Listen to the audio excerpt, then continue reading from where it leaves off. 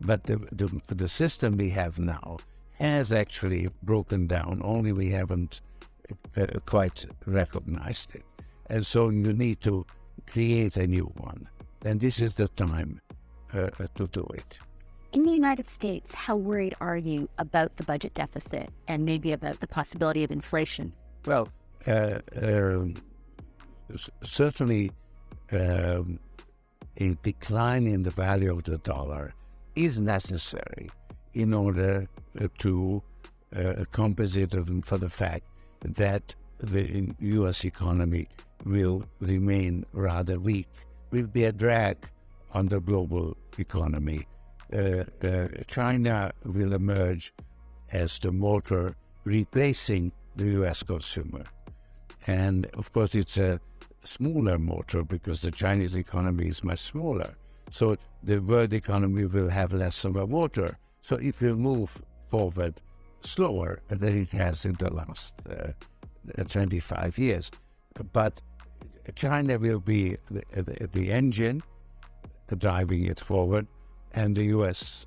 will be actually a drag that's being pulled along through a gradual decline in the value of the dollar. So there would be a slow decline in the value of the dollar, a managed decline. And that would be the adjustment that it needs to be accomplished.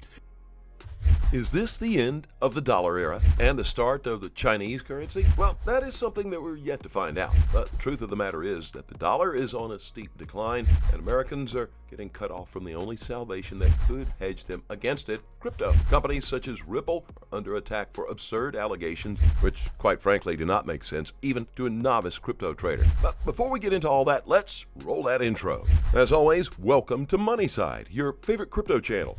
If you're new here, hit that subscribe button and turn on notifications so you get updates when we drop new videos. Don't forget to smash that like button, and you can always leave a comment or a question in the section below.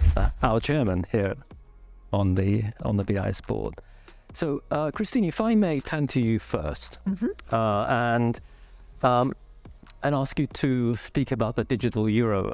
The digital euro is a retail CBDC. It's been in this investigation phase since October 2021, and the Governing Council will decide later this year whether to move into the realization phase. And both from your speeches and from other colleagues at the ECB, it's quite clear that you're thinking of this as another option for retail payments rather than at the expense of others, but to preserve the role of the central bank. Preserve the role of the central bank money in retail payments and offering an additional option. And there's also a very important role for monetary sovereignty. So could you give us the latest in your thinking on the digital euro? Sure, with pleasure. So what we have been doing is, first of all, exploring for a couple of years, then really investigating and trying to sort of decipher what the options were. And if the Governing Council was to decide so in October, we would move into the beginning of the implementation, which is not a definite green light, but certainly one that would move us closer to operating completely with a digital euro. So, I try to think of three key reasons why we're doing that. And we are moving ahead, and we are trying to be as practical and as granular as we can. I think the first reason we are doing it is for integrity purposes. The second reason we're doing it is for resilience purposes. And the third reason is for integration. So if I start with my integrity point, what we have seen throughout the euro area and in Europe in general is a dwindling use of cash. And this has been certainly accelerated by COVID. It has been tempered a bit during the terrible invasion of Russia against Ukraine, because there was suddenly a little appetite for cash yet again. But the general trend is less use of cash and more use of digital payments. The numbers are very clear. We have seen a decline of 72% to 59% in terms of use of cash, and the digital payment have virtually tripled during that same period of time. So everything is going digital. People are clearly expressing a preference for it, and there is no reason why we as a central bank should not be exploring also the reason why digital cash can be of good use. And as my colleague and friend Francois calls it, he says it's cash plus, because it is digital. Now, it is intended to be safe, it is intended to be sovereign, and it is intended to be available to all, anywhere, anytime, and at the cheapest possible cost, possibly at no cost, for the most basic functions. So that's the sort of integrity of the system, to make sure that we have an alternative to cash, and to make sure that there is actually an anchor to our monetary policy and to the sovereignty of our monetary action, which, if cash dwindles away, is then anchored into a digital payment. Now, the second aspect of it is the resilience. It's to make sure that we can safeguard European payment autonomy, because when you look around and when you look at your wallet and you look at your telephone and see the applications that you use for payments or the cards that you use for payment, you very soon realize that those means of payments are not necessarily European.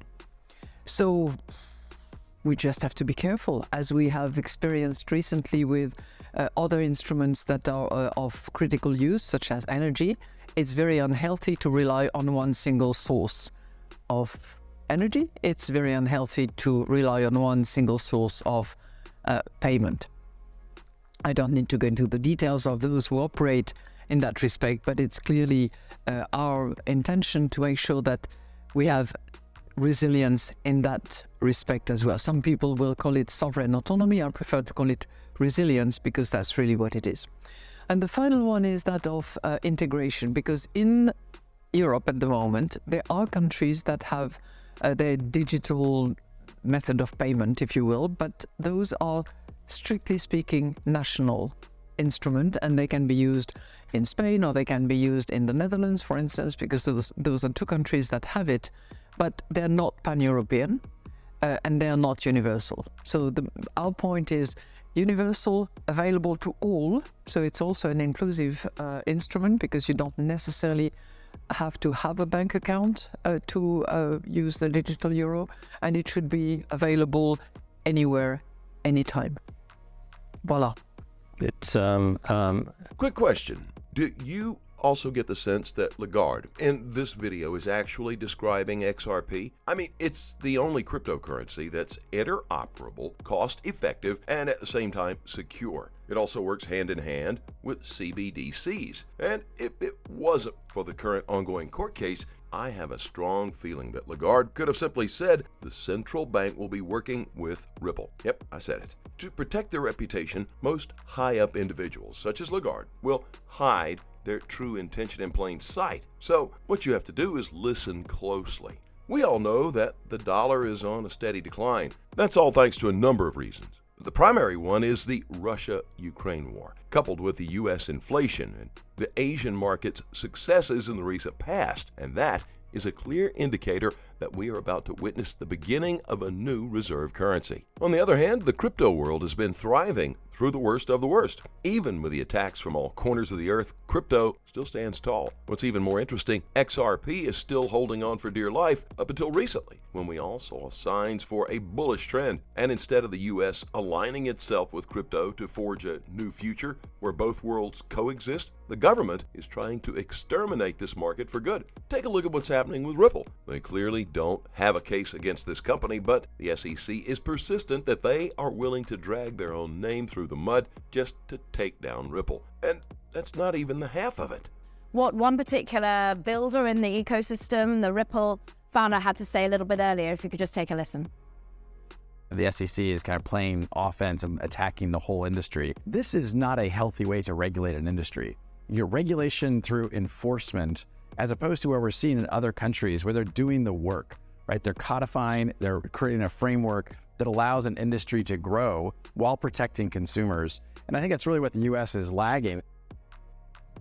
Now, Chair Gensler, I'm pretty sure you might say, well, look, a founder in that sort of business might be saying this, but what about some of these players? We've spoken to many who have perhaps been part of previous administrations who are now, advisors to some of these companies and worried a little bit about the holistic nature of really trying to regulate and worried that it is more about enforcement rather than the rules of the road at the moment.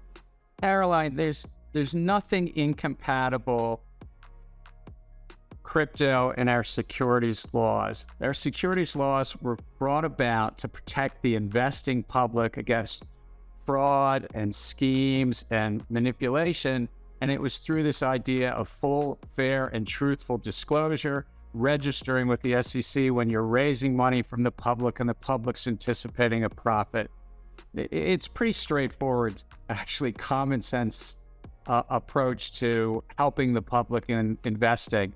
So this broad field, we have one goal at the SEC is for them to come into compliance, whether it's the tokens, that's basically people raising money or offering these tokens.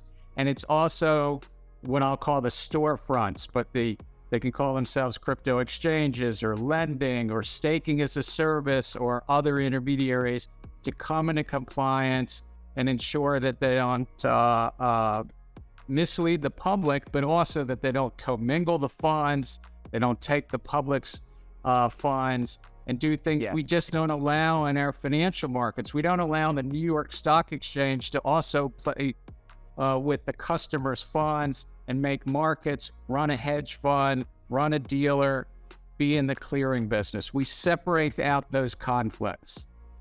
Mr. Gensler, thank you for your time. You've set out the goal there. And what I want to ask you about is the results of your actions. You have asked a number of names in the crypto industry to register their products with the SEC. Very few have, in particular, those that are most known to us, the bigger names in the industry. Why are they not acting on your requests?